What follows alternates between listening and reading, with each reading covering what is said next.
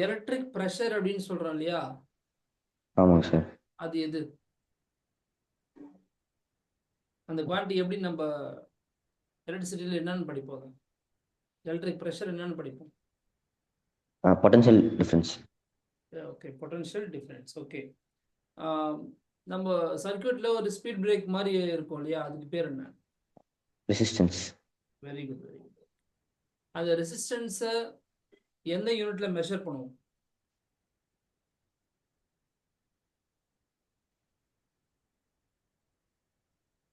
அந்த யூனிட் பேர் என்ன? What is the unit of resistance?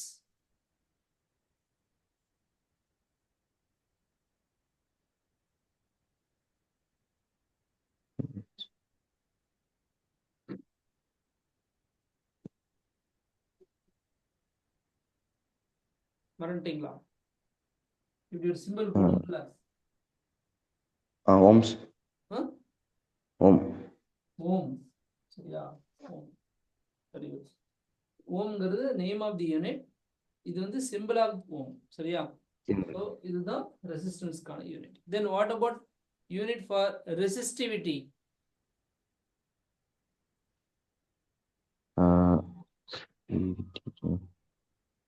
Resistivity.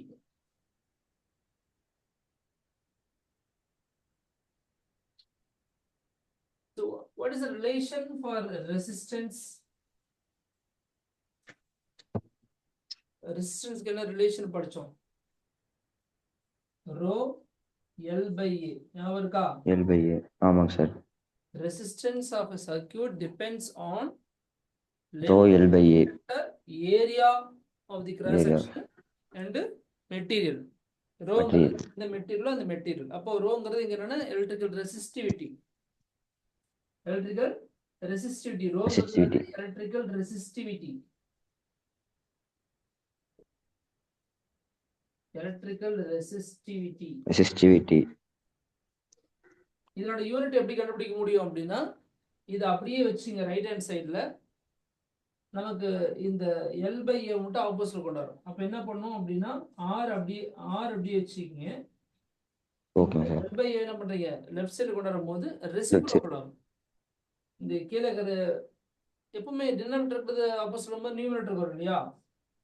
ஆமாங்க சார். மேல இருக்கிறது கீழே வரும் இல்லையா? ஆமாங்க சார். ஸோ எல் பை ஏன்னு இருக்கிறது ரைட் சைடு இருக்கிறது, இந்த பக்கம் நம்ம வரும்போது என்னது ஏ பை எல் மாறுது. ஸோ முன்னாடி நமக்கு ஆர் அப்படி இருக்கு, ஆர் என்ன பண்றோம் அப்படின்னு நம்ம மல்டிபிள் பண்ணிருக்கோம். புரியுதுங்களா? S sir. அப்போ ஆர் வந்து எதுவும் பண்ணல, ஆர் அப்படியே வச்சிருக்கோம். R into A by L. இதுதான் இப்போ இந்த ரோவுக்கான ஃபார்முலாவா கிடைச்சிருக்கு. இப்போ ஆறுங்கிறது என்ன இங்க நமக்கு? ரெசிஸ்டன்ஸ். அதனோட யூனிட் என்ன நமக்கு? அதனோட யூனிட் என்ன நமக்கு? ஓம். இதனோட யூனிட் என்ன? ஏன்னா ஏரியா ஆஃப் கிராஸ் செக்ஷன். ஏரியாவோட யூனிட் என்ன? SI unit. ஏரியாவை எந்த யூனிட் மெஷர் பண்ணுவீங்க? Area of square. ஏன்னா ஒரு யூனிட். ஏ இன்டு ஃபார்முலா இல்லையா? ஏ ஸ்கொயர்ங்கிறது ஏரியா ஆஃப் ஸ்கொயர். இப்போ அந்த யூனிட் என்னன்னு கேக்குறேன்.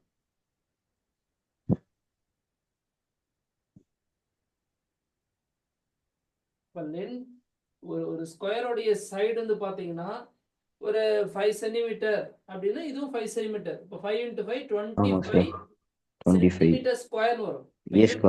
ஸ்கொயர் சென்டிமீட்டர் ஸ்கொயர்ல சொல்லுவோம். பட் எஸ்ஐ யூனிட் பாத்தீங்கன்னா இந்த லென்த்துக்கு வந்து சென்டிமீட்டர் யூஸ் பண்ண மாட்டோம். எஸ்ஐ யூனிட் பொறுத்த வரைக்கும் சென்டிமீட்டர்ங்கிறது லென்த்துக்கு தான். பட் எஸ்ஐ யூனிட் அப்படிங்கிறது சென்டிமீட்டர் கிடையாது. என்ன பண்ணுவோம்? மீட்டர்னு எடுப்போம். புரியுதா? Yes sir.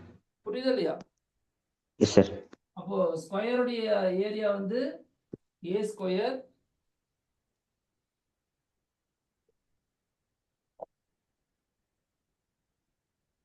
இதே ரெக்டாங்குலா இருந்தா L into B pi R square for circle. இந்த மாதிரிலாம் போடும் இல்லைங்களா? எங்க இருந்தாலும் சரி, இந்த வேல்யூ வந்து நீங்க மீட்டர்ல எடுத்தீங்க அப்படின்னா, ஸோ 5 மீட்டர் அப்படின்னா 5 × 5 25 metre square.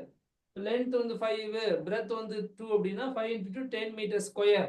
10 metre square. Radius வந்து ஏதோ ஒரு வேல்யூ போடுறீங்க அப்படின்னா என்ன ஸ்கொயரா இருக்கு. அப்படிங்கும்போது ஒரு யூனிட் வந்து ஸ்கொயர்ல தான் வரும். சரியா? Yes sir. அப்போ ஏரியாவுக்கு Yes, sir. வந்து எஸ்ஐ யூனிட் வந்து மீட்டர் ஸ்கொயர், மறந்துடக்கூடாது. Meter square. Okay, sir. லென்த்துக்கு வந்து மீட்டர், ஏரியாவுக்கு என்ன பண்ண போறோம்? Metre square. Meter square. Length அப்ப கீழே இருக்கிற லென்த்துக்கு என்ன பண்ண போறோம்? மீட்டர் எழுதுமா?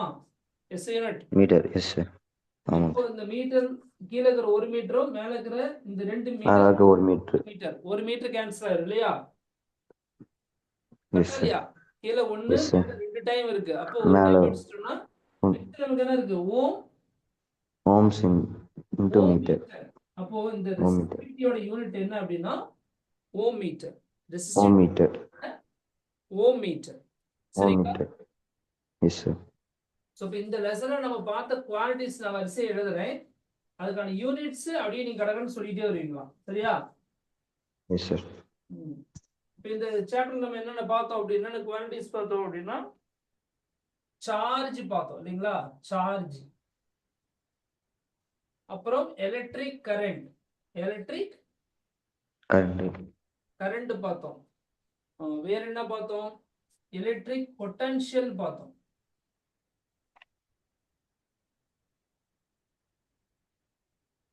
வேற என்ன பார்த்தோம்? பொட்டன்ஷியல் ஆர் பொட்டன்ஷியல் டிஃபரன்ஸ் எல்லாமே ஒண்ணுதான். சரிங்களா? Potential difference. நான் வந்து ஷார்ட்டா எழுதிக்கிறேன். இந்த பொட்டன்ஷியல் டிஃபரன்ஸ்க்கு பிடின்னு எழுதிக்கிறேன். Potential difference. சரியா? Okay, sir. Electrical potential or potential difference. வேற இப்ப என்ன பார்த்தோம்? ரெசிஸ்டன்ஸ். ரெசிஸ்டன்ஸ் பார்த்தோம். Resistance. அப்புறம் ரெசிஸ்டிவிட்டி. ரெசிஸ்டிவிட்டி இதெல்லாம் பார்த்தோம். இந்த யூனிட்ல மட்டும் சிறப்பா நம்ம பார்த்தோம். சரியா? Okay. இதை தாண்டி நமக்கு பேசிக்கா சில யூனிட்ஸ் தெரியும்.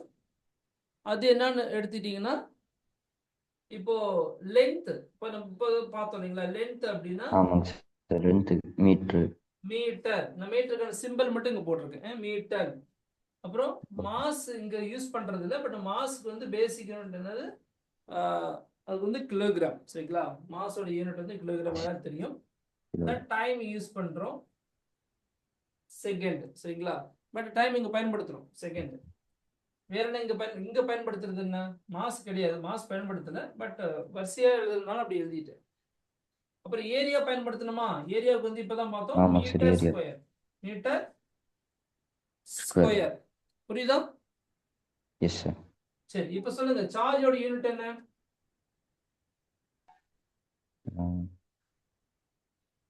சார்ஜோட யூனிட் என்னப்பா? Coulomb. Coulomb. Very good. Spelling என்ன? Coulomb. COU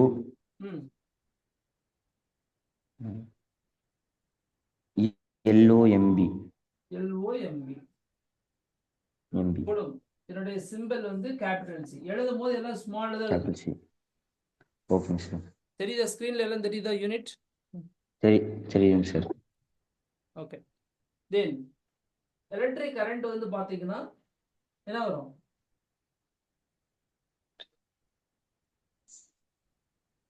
electric current charge வந்து கியூ லெட்டர்னு சொல்லுவோம். இது வந்து லெட்டர், நாட் யூனிட். நிறைய பேர் இதையே யூனிட் நினைச்சுக்கோங்க, கியூ நினைச்சுக்கோங்க. கியூங்கிறது it is a letter to identify the charge. அதே மாதிரி கரண்ட்டுக்கு வந்து I வந்து யூஸ் பண்றோம் to represent. இங்க வந்து V யூஸ் பண்ணுவோம் பொட்டன்ஷியல் ஆர் பொட்டன்ஷியல் டிஃபரன்ஸுக்கு. ரெசிஸ்டன்ஸ்க்கு R யூஸ் பண்றோம், ரெசிஸ்டிவிட்டிக்கு ரோ யூஸ் பண்றோம். இப்போ யூனிட் சொல்லுங்க. கரண்டோட யூனிட் என்ன?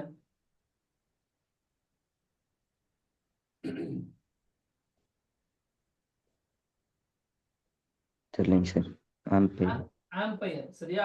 மறந்துடக்கூடாது. கரண்டோட யூனிட் ஆம்பியர். ஸோ இவங்க எல்லாம் சயின்டிஸ்ட் தான், அதனாலதான் நேம் வந்து யூனிட்டை எடுத்திருக்கும் போது சிம்பிள்ஸ் மட்டும் என்ன பண்றோம்? கேப்ஸ் எடுக்கிறோம். ஸோ நீங்க எங்கேயாவது யூனிட் கேப்ஸ்ல இருக்குது அப்படின்னா, அப்போ அந்த பேர் வந்து ஒரு சயின்டிஸ்டோட பேர் நீங்க தெரிஞ்சுக்கலாம். சரியா? ஓகேங்க சார். ஓகேங்க சார். தென் பொட்டன்ஷியல் டிஃபரன்ஸ் வோல்ட். இதுவும் கேப்ஸ். அப்போ இதுவும் சயின்டிஸ்ட் நேம் தான். Scientist name. அடுத்தது ரெசிஸ்டன்ஸ். இதுதான் பார்த்தோம், ஓம். ஓம். இங்க வந்து அதுக்கு சிம்பிள் இப்படி எடுத்திருக்கோம், பட் சயின்டிஸ்ட் நேம்ல தான் அது வரும். ஓகேங்க next sir. Resistivity. Ohm metre. சரிங்களா? Yes sir. Ohm metre simple வந்து ஓம், மீட்டர் வந்து சிம்பிள் அடையும். ஓம் மீட்டர். ஸோ இது மட்டும் இல்ல, இதனுடைய ரிலேஷன்ஸ் நீங்க தெரிஞ்சு வச்சிருக்கணும். ஏன்னா இது வந்து கட்டாயம் ஒரு கொஸ்டின் உண்டு. என்னோட ரிலேஷன்ஸ் நீங்க தெரிஞ்சு வச்சிருக்கணும். என்ன ரிலேஷன்? இப்போ கரண்டோடைய ஃபார்முலா வந்து I is equal to Q by T இருக்கா? அப்போ ஐனா கரண்ட்டுக்கு என்ன சொல்றோம்? Ampere. 1 ampere is equal to Q by T ன்னு அர்த்தம் 1 கூலும் by 1 செகண்ட். அப்ப அந்த ரிலேஷன் தெரிஞ்சிட்டா கூலும்க்கு கரண்ட்டுக்கு ரிலேஷன் கேட்டா என்ன பண்றோம்? 1 coulomb is equal to 1 ampere into second அப்படின்னு சொல்லலாம். புரியுதா? 1 ஆம்பியர் செகண்ட் அப்படிங்கிறது 1 கூலும், அல்லது 1 ஆம்பியர் அப்படிங்கிறது 1 கூலும் by 1 செகண்ட். அது மாதிரி பொட்டன்ஷியலுக்கு என்ன பண்றோம்? W by Q. அப்போ 1 joule per 1 coulomb, 1 joule per 1 coulomb, அதான் 1 வோல்ட். அந்த ரிலேஷன்ஸ்லாம் நீங்க தெரிஞ்சு வச்சிருக்கணும். புரியுதா? Yes sir.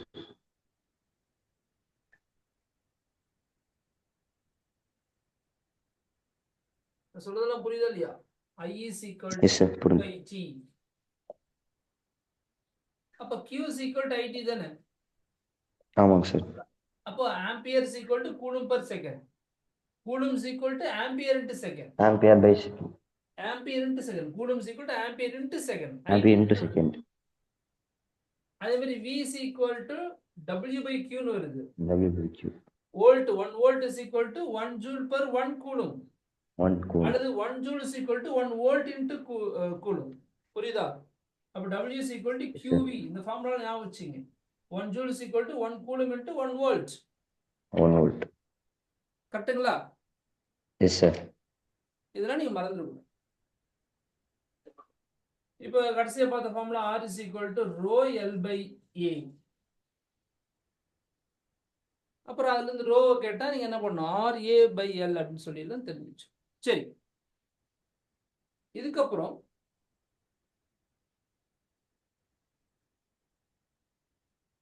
இந்த ரெசிஸ்டன்ஸ் வந்து எதெல்லாம் டிபெண்ட் பண்ணி இருக்குதுன்னு சொன்னீங்க, சொல்லுங்க பார்க்கலாம். எதெல்லாம் பொறுத்து இருக்கும்? இதெல்லாம் முக்கியமான question. Resistance of circuit depends on அப்படின்னு கேட்டா என்ன எதெல்லாம் சொல்லுவீங்க? ஆப்ஷன் A, B, C எல்லாம் சொன்னா என்னென்ன சொல்லுவீங்க? flow of electric current. தம்பி, ரெசிஸ்டன்ஸ் கிரீப் எடுத்துக்கலப்பா, இவ்வளவு நேரம் தானே பார்த்தோம்.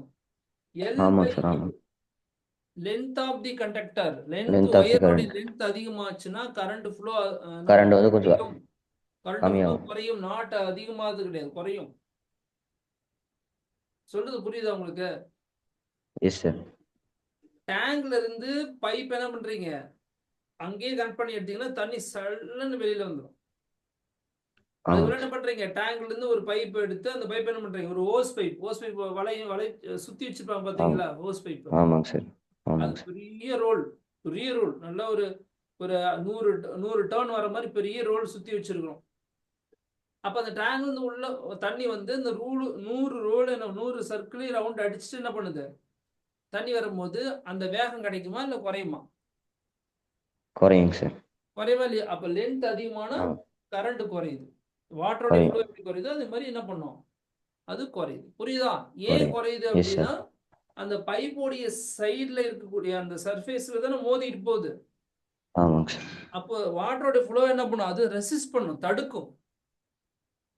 புரியுதுங்களா? அப்போ லென்த் அதிகமாகும் போது அந்த தடுப்பு வந்து அதிகமாகும். இதே கான்செப்ட் தான் உங்களுக்கு ஒயர்லயும். லென்த் அதிகமாகும், தடை அதிகமாயிட்டு இருக்கும். நெக்ஸ்ட் ஏரியா ரொம்ப அகலமா இருந்தா ஏரியா வந்து சின்ன ஏரியா இருந்தா தண்ணி கம்மியா தானே வரும். அப்ப ஏரியா கம்மியா இருந்தா தடை அதிகமா இருக்கும், ஏரியா அதிகமா இருந்தா தடை கம்மியா இருக்கும். புரியுதா இல்லையா? அதாவது ஏரியா கீழே போட்டிருக்காங்க. ஏரியா அதிகமாச்சுன்னா இது குறையும். இதுக்கு பேர் இன்வெர்ஸ்லி ப்ரொபோர்ஷனல். புரியுதா இல்லையா?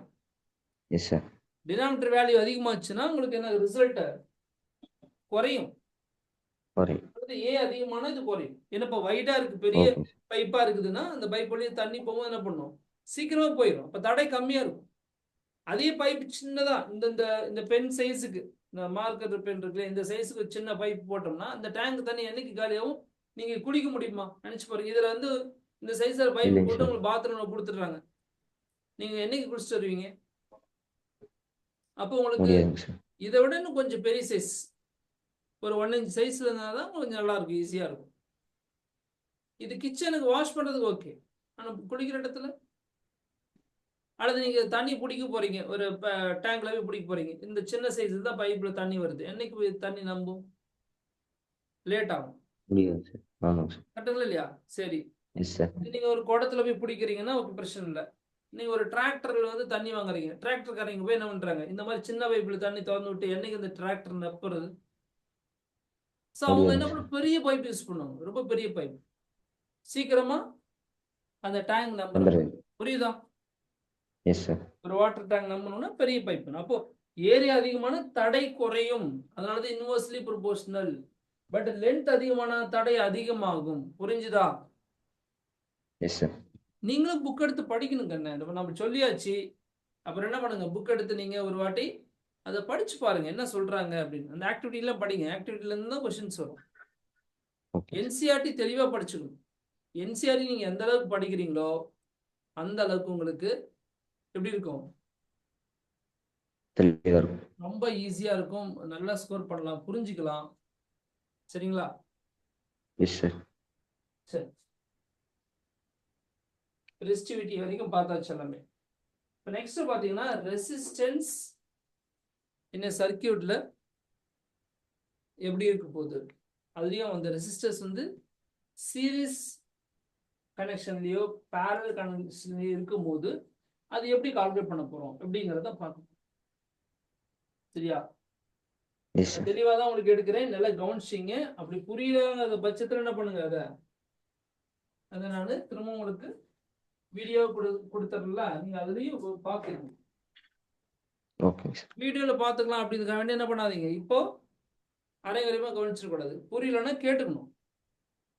அது உங்களுக்கு டவுட் சரி. இருக்கும் போது தான் எடுத்து பார்க்கணும். பொழுதுனிக்கு அது திரும்ப திரும்ப எடுத்து பார்ப்பீங்களா சொல்லுங்க? இல்லைங்க சார். அதனால இப்பயே கேட்டுங்க. ரெசிஸ்டர்ஸ் இன்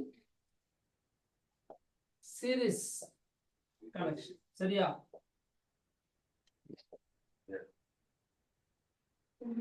இப்போ ரெசிஸ்டர் வந்து சீரிஸ் கனெக்ஷன்ல கொடுக்குறோம். அப்ப ரெசிஸ்டன்ஸ் எப்படி இருக்கும் சரிங்களா? ரெசிஸ்டர் சீரிஸ்ல கொடுக்கும்போது ரெசிஸ்டன்ஸ் எப்படி இருக்கும்? இப்போ நான் என்ன பண்றேன், ஓகே. ரெசிஸ்டர்ஸ் ஒரு 3 ரெசிஸ்டர் இப்படி எடுத்துக்கிறேன்.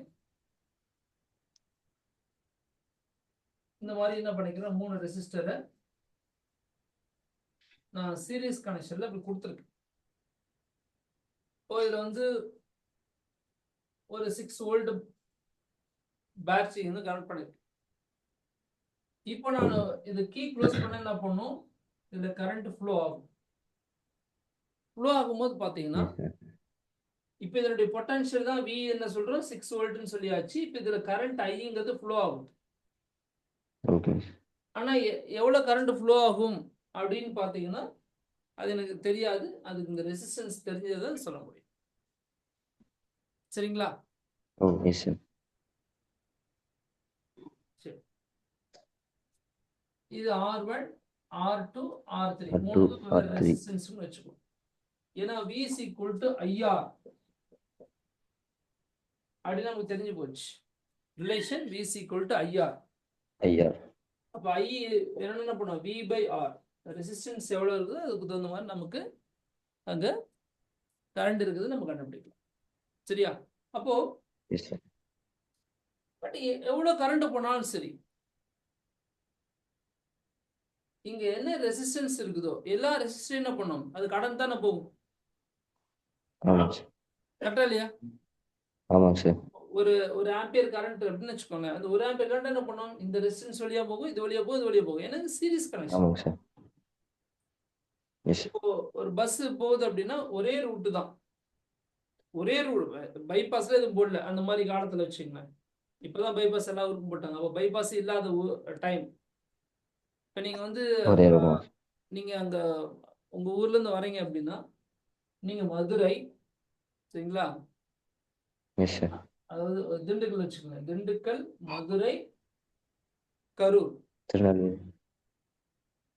சரி, அங்கிருந்து வரும்போது ஃபர்ஸ்ட் மதுரை தான் வரும். மதுரை, திண்டுக்கல், கரூர் அப்படி வச்சுக்கோங்க. மதுரை, திண்டுக்கல், கரூர். இது நீங்க வரிசையை தாண்டி தான் என்ன பண்ண முடியும், நீ நாமக்கல்லே வந்தோம். ஆமாம். அப்போ இந்த ஊரை நீ தாண்டாம இது வர முடியும். அப்போ இந்த ரூட்ல நாமக்கல் வர வண்டி எடுத்துக்கிட்டீங்கன்னா உங்க ஊர்ல இருந்து எடுத்துட்டீங்கன்னு வச்சுக்கோங்க. நீங்க மதுரை போய் அப்புறம் திண்டுக்கல் போய் கரூர் வந்து வரணும். எல்லா வண்டியும் அது வழியே தான் வந்தோம். 100 வண்டி வந்தாலும் 100 வண்டி என்ன பண்ணும், இது வழியே தான் போயும். அப்ப இதுல போற கரண்டோட வேல்யூ வந்து உங்களுக்கு மாறவே மாறாது. அதே கரண்ட் தான். எதுக்கு நடுவில் போறது, இந்த 3 ரெசிஸ்டர் வழியா போகக்கூடிய கரண்ட் எப்படி இருக்கும் உங்களுக்கு, will not be changed. சரியா? Yes sir. ஸோ கரண்டோட வேல்யூ மாறாது. ஏன்னா இது சீரிஸ் கனெக்ஷன். ஓகே. இதுவே நீங்க பேரலல் கனெக்ஷன் வச்சுக்கோங்க, பக்கத்துல போட்டுறேன் பாருங்க. பேரலல் கனெக்ஷன் இப்படி இருக்கும். இப்படி ஒண்ணு, இதுக்கு பேரல்னா இதான் ரோடுன்னு வச்சுக்கோங்களேன். இப்ப நீங்க மதுரைக்கு போற ரோடு அப்படின்னா மதுரைக்கு பக்கத்துல என்ன பண்றோம், இப்படி ஒரு ரோடு போடுறோம். அப்ப என்னாச்சு, இப்படி வரவங்க மதுரைக்கு வரவங்க என்ன பண்ணுவாங்க,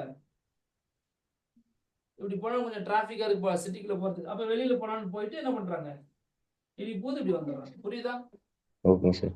சில பேர் உள்ள வேலையா இருந்தா போய் தான் ஆகணும். கோயிலுக்கு போகணும், அங்க போகணும், தேவன் போகணும்னா போயிட்டு போயிடுறாங்க. இப்படி வெளியே வரவங்க என்ன பண்றாங்க, வெளியில இப்படி வந்துடுறாங்க. Okay sir. அப்புறம் இன்னும் போக்குவரத்து ரொம்ப டைட்டா இருக்கு. அப்ப இன்னொரு ரோடு போடுறாங்க, இப்படியும் போகலாம். அப்போ மதுரை வழியா போய் நீங்க மதுரை கிராஸ் பண்ணணும் அப்படின்னா நீங்க சிட்டி உள்ள போலாம், சிட்டியை தாண்டியும் போலாம். அது 2 வழி கொடுத்துருக்காங்க. இப்படியும் போலாம், அப்படியும் போலாம். மொத்தத்துல நீங்க இங்க என்ட்ரு ஆனீங்கன்னா இங்க பிரிஞ்சிருது 3 ரோடு. நீங்க இதுல பூந்து போய்க்கலாம், இப்படி போய்க்கலாம், அப்படி போய்க்கலாம். திரும்ப என்ன பண்றீங்க, இங்க வந்து ஒண்ணு சேரும் போது எல்லா வண்டியும் ஒண்ணு சேர்ந்துருக்கு. இப்போ 100 வண்டி உள்ள என்ட்ரு ஆகுது அப்படின்னா அந்த 100 வண்டி என்ன பண்ணுது, இதுல பிரிஞ்சுக்குது. இங்க எப்படி டிராஃபிக் இருக்கு அந்த மாதிரி என்ன பண்ணும், இங்க ஒரு 20னா இங்க ஒரு 50, இங்க ஒரு 30, அந்த மாதிரி ஏதோ வகையில டிவைட் ஆயிக்கும். பட் ஆனா திரும்ப இங்க வந்து ஒண்ணு சேரும்போது நாங்க அதே 100 வண்டி வந்து சேர்ந்துருமா? சொல்றது புரியுதா இல்லையா? புரியுங்க சார். அப்போ இந்த இடத்துல 3 ரோடு இருக்குது. இது 3 பாத்தீங்கன்னா பேரலல் சொல்றோம். அப்போ 3 ரோடும் பேரலல் டிவைட் ஆகும்போது திரும்ப இங்க இந்த ஜங்ஷன்ல ஒண்ணு சேர்ந்துருது.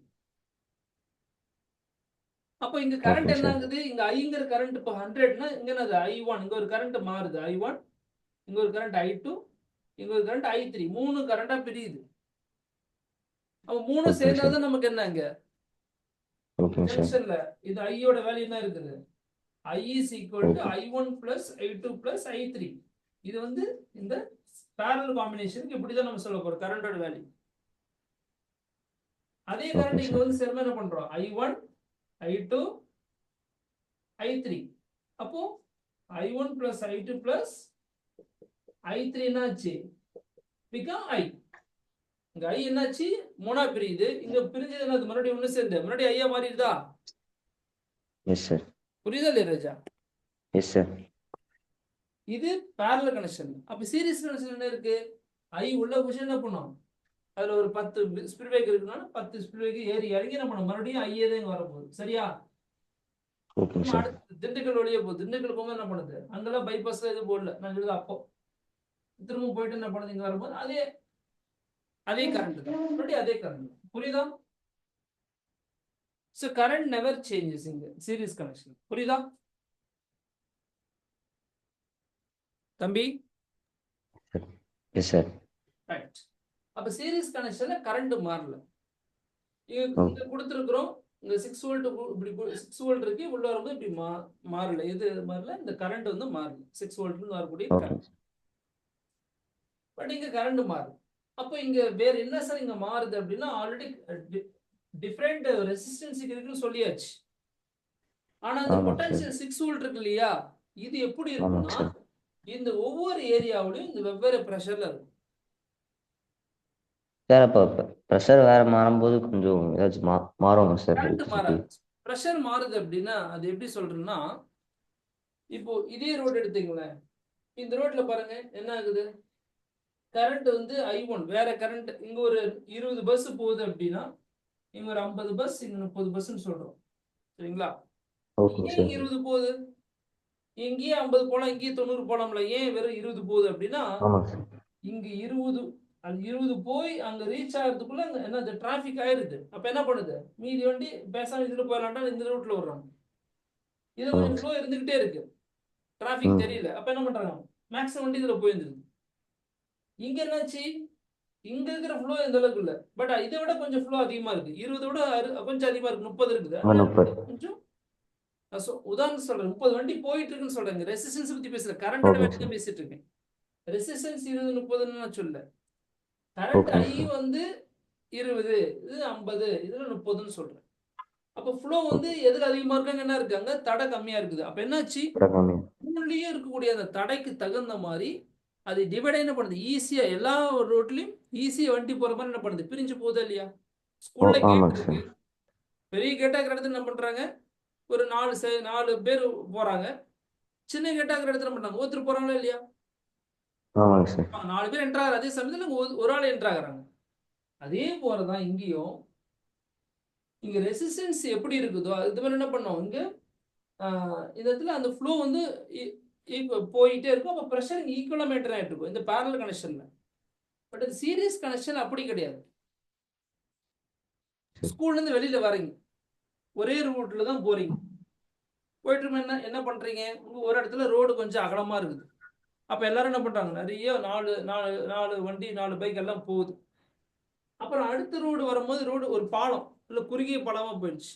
இப்ப எப்படி இருக்கு அந்த இடத்துல, அதே ஃப்ரீயா போக முடியுமா? முடியாதுங்க சார். அதே 4 வண்டி போற இடத்துல இங்க ஒரு வண்டி தான் போக முடியும். 4 கார் போச்சு, பைபாஸ்ல 4 கார் போகுது. அடுத்து என்ன பண்ணுது, ஒரு கார் போற அளவு தான் இருக்குது. அப்ப என்ன பண்ணுவாங்க, ஒரு கார் ஒவ்வொன்றா போகும்போது பிரஷர் அதிகமாகும் இல்லையா? ஆமாங்க சார். அடுத்ததுல ஒரு 2 கார் போற அளவுக்கு இருக்குது. அப்ப அவங்க பிரஷர் என்ன ஆகும், இதை விட கொஞ்சம் கம்மியா இருக்கும், பட் கொஞ்சம். இதை விட அதிகமா தான் இருக்கும். புரியுதா? ஆமாங்க சார். அப்போ எஸ் சார். ரோடோட சைஸுக்கு தகுந்த மாதிரி நமக்கு எப்படி டிராபிக் ஆகுதோ அதே போலதான் இங்க ரெசிஸ்டன்ஸ் தகுந்த மாதிரி என்ன பண்ணும், உங்களுக்கு இந்த இடத்துல பிரஷர் வந்து கிரியேட் ஆகும், அதாவது பொட்டன்ஷியல் சார். வந்து மாறும். அப்ப இங்க இருக்கிற இந்த 6 வோல்ட் என்ன மாறும்னா பிரிய ஆரம்பிக்கும். இங்க என்னன்னா, இங்க V1 அப்படின்னும், இங்க V2 அப்படின்னும், இங்க V3 அப்படின்னும் பிரியும். புரியுதா? Yes sir. அப்போ இங்க என்ன சொல்றாங்கன்னா, இந்த சர்க்யூட்ல இருக்கிற மொத்த பொட்டன்ஷியலும் இங்க எத்தனை ரெசிஸ்டர்ஸ் இருக்குதோ அத்தனை இடத்துலயும் அந்த ரெசிஸ்டன்ஸ் வேல்யூ பிரியுதுன்னு சொல்றாங்க. புரியுதா? ஓகேங்க சார். அத்தனை இடத்துலயும் ஓகேங்க சார். பிரியுது. அப்போ என்ன இங்க சரி. ரிசல்ட்னா, இங்க எப்படி கரண்ட் மூணும் பிரிஞ்சு ஒண்ணு சேர்த்து சொல்ல முடியாது, ஒரே அமௌண்ட் சொன்ன இல்லையா, மூணும் சேர்ந்து ஒரே எஸ் சார். கரண்ட் வேல்யூ தான் கிடைக்குது. அதே போல இங்க இந்த 3 இடத்துல இருக்கக்கூடிய இந்த பொட்டன்ஷியல்லாம் சேர்ந்து இந்த 6 வோல்ட்டை கொடுக்கும். புரியுதா? ஓகேங்க சார். அப்ப என்ன சொல்றோம் அப்படின்னா, potential V is equal to sum of V1 plus V2 plus V3. இப்போ இந்த 6 வோல்ட் அப்படின்னா இங்க மூணும் பிரிஞ்சிருக்குது. உதாரணத்துக்கு இது 1 வோல்ட் அப்படின்னா 2 வோல்ட், 3 வோல்ட் அந்த மாதிரி. இது 1.5, இது வந்து 2. அப்போ இது என்ன பண்றோம், 3.5னா இது என்ன பண்றோம், 2.5. புரியுதுங்களா? Okay sir. Yes sir. அப்போ எப்படி கூட்டினாலும் உங்களுக்கு என்ன கிடைக்க போகுது, ரெசிஸ்ட் அந்த டோட்டல் பொட்டன்ஷியல் 6 தான் இருக்கும். கிடைக்கும். அப்போ இந்த V1 V2 ஓட வேல்யூ எதை பொறுத்து இருக்குன்னா இந்த ரெசிஸ்டன்ஸ் பொறுத்து இருக்கு. அப்போ நம்ம V is equal to IR படிச்சோம் இல்லையா? Yes sir. அப்ப V1 எப்படி வர போகுதுன்னா I plus R1. ஏன்னா I வந்து எல்லாத்தையும் சேம்னு சொல்லியாச்சு. இந்த ரெசிஸ்டன்ஸ்ல போகும்போதும் I1 I தான் வர போகுது, இங்கே I தான், இங்கே I தான். ஆனா ரெசிஸ்டன்ஸ் வந்து இங்க மாறுது, R1 R2 R3. அப்ப V2 எப்படி எழுத போறோம், IR2. V3 எப்படி எழுத போறோம், IR3. புரிஞ்சுதா? R3. S sir. அப்ப V is equal to IR தூக்கி என்ன பண்றோம், இங்க சப்ஸ்டிட்யூட் பண்றோம். V1 வந்து IR1 போடுறோம், இங்க IR2, இங்க IR3. சரியா? Okay sir. Yes sir. அப்ப அடுத்து என்ன செய்ய போறோம், இந்த இடத்துல I வெளியில எடுத்துருங்க. I வெளியில எடுத்துட்டா என்ன இருக்கும், R1 plus R2 plus R3. இங்க என்ன இருக்கு, IR ன்னு இருக்கு. S sir. அப்ப ரெண்டு சைடுலயும் I என்ன இருக்கு, காமனா இருக்கு, எடுத்துடலாமா? S sir. அப்போ நமக்கு ரிசல்ட் என்னன்னா இந்த பக்கம் R, அந்த பக்கம் என்ன இருக்கு R1 plus R2 plus R3. R2 R3. புரியுதா? Yes sir. இப்போ சீரிஸ் காம்பினேஷன்ல ஒரு சர்க்யூட்ல நீங்க எத்தனை ரெசிஸ்டன்ஸ் நீங்க ஆட் பண்ணிக்கிறீங்களோ, அதாவது கனெக்ட் பண்ணிக்கிறீங்க சீரிஸ் கனெக்ஷன்ல, அப்போ இந்த சர்க்யூட்டோட மொத்த ரெசிஸ்டன்ஸ் நீங்க கண்டுபிடிக்கணும்னா you have to add them, அவ்வளவுதான். நீங்க இங்க எத்தனை ரெசிஸ்டன்ஸ் இருக்கோ அத்தனை ஆட் பண்ணீங்கன்னா இந்த சர்க்யூட்டோட மொத்த ரெசிஸ்டன்ஸ் கிடைக்கும். புரிஞ்சுதா? ஓகேங்க சார். Yes sir. இப்படிதான் ஒரு சர்க்யூட் இருக்குன்னு வச்சுக்கோங்களேன். ஓகேங்க சார்.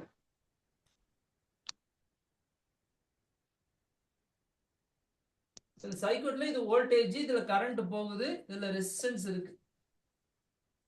ஓகேங்க சார். இப்போ V is equal to IR தான் என்னோட ரிலேஷன். S sir. அப்ப இதுல வோல்டேஜ் இருக்குன்னா அங்க கரண்ட் ஃப்ளோ ஆகுது. அப்ப அந்த ஃப்ளோ எதை பொறுத்துக்குன்னா இதுல இருக்கிற ரெசிஸ்டன்ஸ். ரெசிஸ்டன்ஸ் அப்படின்னா அந்த ரெசிஸ்டன்ஸ் எதெல்லாம் பொறுத்து இருக்குன்னு சொல்லியிருக்கேன். Length of the conductor, area of the cross section, area of the right. Yes sir. அதை தாண்டி சில காம்போனன்ட்ஸ் சொல்லி என்ன பண்றாங்க, ஆட் பண்ணாங்க. ரெசிஸ்டர்னே ஆட் பண்றாங்க. சின்னதா இருக்கும். நீங்க உங்களுக்கு அப்புறம் நான் காட்டுறேன், நெக்ஸ்ட் கிளாஸ்ல என்ன காட்டுறேன். சின்னதா ஒரு இருக்கும், ஒவ்வொரு இது சைஸ்மா இருக்கும். நீங்க கலர் கோட்னு அப்படி போட்டிருப்பாங்க. ஒரு சிலிண்டருமா இருக்கும், இப்படி கலர் ரிங் போட்டிருப்பாங்க. இதான் ரெசிஸ்டர், இப்படிதான் இருக்கும். அதெல்லாம் அப்படி கனெக்ட் பண்ணுவாங்க. பண்ணும்போது அந்த எல்இடி பல்ப் ஃபியூஸ் பார்க்காம இருக்குன்னு சொல்றேன் இல்லையா, அதெல்லாம் அதுதான். அப்ப ரெசிஸ்டன்ஸ் அந்த சர்க்யூட்ல நீங்க எந்த வகையில காம்போனண்டா இருந்தாலும் சரி, ஒரு ஒயர் லென்த்தியா இருந்தாலும் சரி, அல்லது வேற ஏதாவது பல்பு, ஒரு இப்போ ஃபேன்ல கனெக்ட் பண்ணிக்கணும்னா ஃபேனுக்கு ரெசிஸ்டன்ஸ் இருக்கு. எதுவா இருந்தாலும் சரி, எந்த ஃபார்மேட்ல ரெசிஸ்டன்ஸ் இருந்தாலும் சரி, அப்போ எல்லா ரெசிஸ்டன்ஸ் என்ன பண்றோம், நம்ம ஒன்னா ஆட் பண்ணாதான் இந்த சர்க்யூட்டோட மொத்த ரெசிஸ்டன்ஸ் நமக்கு தெரியும். நான் சும்மா ஆர் போட்டிருக்கேன். இப்ப அந்த ஆர் எங்கெங்கெல்லாம் இருக்கு, இந்த ஒயர் எவ்வளவு லென்த்தியா இருக்குது அதை பொறுத்து இருக்கு. ஈவன் இந்த பேட்டரியில கூட ஒரு ரெசிஸ்டன்ஸ் இருக்கு. அதெல்லாம் நீங்க 12th படிப்பீங்க, இன்டர்னல் ரெசிஸ்டன்ஸ் சொல்லிட்டு. அதை தாண்டி நீங்க காம்போனன்ட் என்ன கனெக்ட் பண்றீங்க, இதுல என்ன ஃபேன், பல்பு என்னென்ன கனெக்ட் பண்றீங்க, அயன் பாக்ஸ் கனெக்ட் பண்றீங்க, என்ன கனெக்ட் பண்ணாலும் சரி, இந்த சர்க்யூட்ல என்ன கனெக்ட் பண்ணாலும் எல்லாத்தோட ரெசிஸ்டன்ஸும் சேர்ந்துதான் அது ஒர்க் ஆகும். அதனாலதான் நீங்க வந்து சீரிஸ் கனெக்ஷன் நம்ம வீட்டுல இப்ப நீங்க எல்லா பல்பும் சீரிஸ் கனெக்ஷன் கொடுத்தீங்கன்னு வச்சுக்கோங்களேன், இவ்வளவு பிரைட்னஸ் வருமானா வராது. இவ்வளவு பிரைட்னஸ் நமக்கு வராது, குறையும். ஏன்னா ஒரு சர்க்யூட், ஒரு சுவிட்ச், ஒரு பல்பு ஃபியூஸ் பண்ண கூட மீது எதுவுமே எரியாது. அது ஒரு பல்பு நிறுத்தணும்னு நினைச்சீங்கன்னா மற்றது எல்லாமே டிஸ்கனெக்ட் ஆயிடும். இது எல்லாமே சீரிஸ் கனெக்ஷன் இருக்கு. உதாரணத்துக்கு இது bulb 1, bulb 2, bulb 3, fan 1, fan 2 எல்லாமே வீட்டுக்கு அத்தனை என்ன பண்றீங்க, வரிசையா கனெக்ட் பண்ணிக்கிறீங்க. ஒரு சுவிட்ச் போட்டு அத்தனை ஒர்க் ஆகும். அப்படின்னா ஒன்னு ஃபால்ட் ஆனாலும் மீது எல்லாம் ஒர்க் ஆகும். அப்ப என்ன ஒட்டுக்க எல்லாம் பண்ணும்போது உங்களுக்கு லோடு வந்து இருக்காது. இது எப்படி சொல்றேன் அப்படின்னா, நீங்க வாட்டர் டேங்க்ல இருந்து பைப் எடுக்கிறீங்கன்னு வச்சுக்கோங்களேன். எடுக்கும்போது அந்த பைப்புல ஃபர்ஸ்ட் வந்து கிச்சன் கொடுத்துறீங்க. அதே பைப்பு அப்படியே போய் பாத்ரூம் கொடுக்குறீங்க. அதே பைப் நீட்டி என்ன பண்றீங்க, வேற எங்கேயாவது இடத்துல ஒரு கார்டனுக்கோ அல்லது வாஷிங் மிஷினுக்கோ வேற எங்கெங்கெல்லாம் தேவையோ, வீட்டுல ஒரு பாத்ரூம் 2 பாத்ரூம் எங்க இருக்கோ எல்லா இடத்துக்கும் கனெக்ஷன் ஒரே பைப்பு தான். டேங்க்ல இருந்து ஒரே பைப் எடுத்துட்டு போய் வரிசையை கொடுத்துட்டே வந்தீங்க அப்படின்னா, நீங்க கிச்சன்ல பயன்படுத்த ஆரம்பிச்சிட்டீங்கன்னா ஃபுல் ப்ரெஷர் இங்க வந்துடும். பாத்ரூமுக்கு தண்ணி வந்து குறைய ஆரம்பிச்சிடும். ஆமாவா இல்லையா? அப்ப பாத்ரூம்ல ஒருத்தர் குடிக்க ஆரம்பிச்சிட்டாங்க. அப்ப அதுக்கு அடுத்து இன்னொரு பாத்ரூம் போகுமா? போகாது.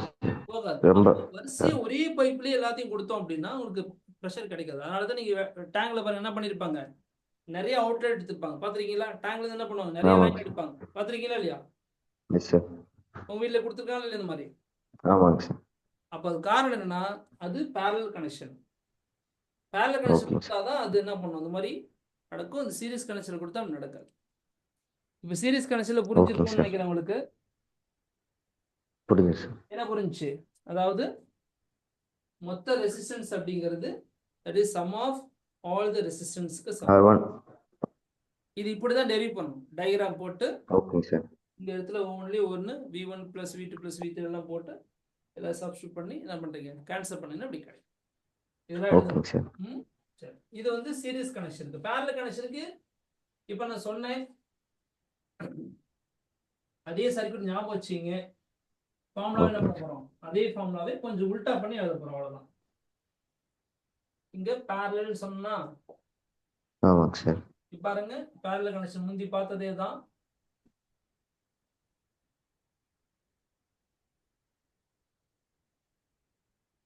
இப்போ இங்க பேட்டரி கொடுத்துருக்கோம். இப்போ என்ன நடக்குதுன்னா இல்ல கரண்ட் ஐ போனா என்ன பண்ணுது? இங்க பிரிஞ்சிருதா? இந்த மூணா பிரிஞ்சிரும். I2 I2 I3. அப்ப இங்க resistance R1 R2 R2 R3. ஆனா என்ன சொன்னேன்? இங்க இருக்கிற இந்த பொட்டன்ஷியல் இந்த ஊர் இடத்துலயும் ஒரே மாதிரி இருக்கு, மாறாது. சீரிஸ் கனெக்ஷன் இருந்தா என்ன பண்ணும்? இதுல ஒரு பைபாஸ்ல 4 கார் போயிட்டு இந்த ரோட்ல இருந்துட்டு அடுத்தது ஒரே ஒரு கார் போற ரோட்டுக்கு போகும்போது எல்லாம் வரிசையா அடைச்சிட்டு நிற்கும். Yes sir. ஆனா இது அப்படி கிடையாது. இங்க ஒரு கார் தான் போகுது, இங்க 2 கார் போகுது, இங்க 4 கார் போகுதுன்னு வச்சுக்கலாம். என்ன பண்ணும்? ஒரு கார் படத்துல ஒரு கார் மட்டும் போயிட்டே இருக்கும், ஒரு கார் மட்டும் போயிட்டே இருக்கும். இது 4 ஃப்ளோ போயிட்டே இருக்கும், ஒரே மாதிரி தான் போயிட்டு இருக்கும். ஓகேங்க சார். இங்க போய் கீழ் கட்ட மாட்டான். ஏன்? இங்கதான் அடுத்த ரோடு இருக்குல்ல, ஏன் இங்க நிக்கணும்? பட் சீரிஸ் கனெக்ஷன் அப்படி கிடையாது. ஒரே ரோடு தான், வேற வழி இல்ல. ஒரே ரோடு தான். முன்னாடி போனோம், ஆனா அதே ரோட்ல தான் போய் ஆகணும், வேற ரோட்டுக்கு வழி கிடையாது. பட் இங்க ரோடு இருக்கு, ஆப்ஷன் இருக்கு. அப்ப என்ன பண்ணோம்? அடுத்ததுல போயிட்டு அப்ப இங்க ரெசிஸ்டன்ஸ் தடை கம்மியா தானே இருக்கும். ஆமாங்க சார். மொத்தம் தடை கம்மியா தானே இருக்கும். ஆமாங்க சார். அததான் இப்ப நம்ம பார்க்க போறோம். அப்போ இங்க என்ன செய்ய போறோம்? I is equal to I1 plus I2 plus I3. இது நமக்கு கிடைச்ச ரிசல்ட். அப்போ இங்க பொட்டன்ஷியல் வந்து எல்லா இடத்துலயும் ஒண்ணா தான் இருக்க போகுது, மாறாது. Okay sir. இது வழியா எடுத்தாலும் எங்க எடுத்தாலும் பொட்டன்ஷியல் சேம் தான். ஏன்னா இந்த பாயிண்ட்டுக்கு இந்த பாயிண்ட்டுக்கு நடுவுல பொட்டன்ஷியல் சேம் ஆகும். அப்ப I is equal to என்ன பண்ண போறோம்? V by R ன்னு சொல்லலாமா? Yes sir. இப்போ என்ன மாறக்கூடியது? என்னது? I1 மாறுது, ஆனா பொட்டன்ஷியல் மாறாது, V மாறாது, எல்லா இடத்துலயும் சேம் தான். அப்ப V by R1 is equal to V by R2 is equal to V by R3. சரியா? அப்ப இது அப்படியே சப்ஸ்டிட்யூட் பண்றீங்க. என்ன பண்ண போறீங்க? I க்கு பதிலா V by R பண்ணலாமா? Yes sir. V by R1 V by R2 இதெல்லாம் புரியுதா? R2. Yes sir. அங்க இருக்கிற value I1 I2 value substitute பண்றேன், அதே மாதிரி I யோட வேல்யூ சப்ஸ்டிட்யூட் பண்றேன். இதுல பாருங்க V ஏதாவது காமனா இருக்கு, என்ன பண்றீங்க? V வெளியில எடுத்துறீங்க. V into 1 by R1 plus 1 by R2 plus 1 by R3. இங்க V by R.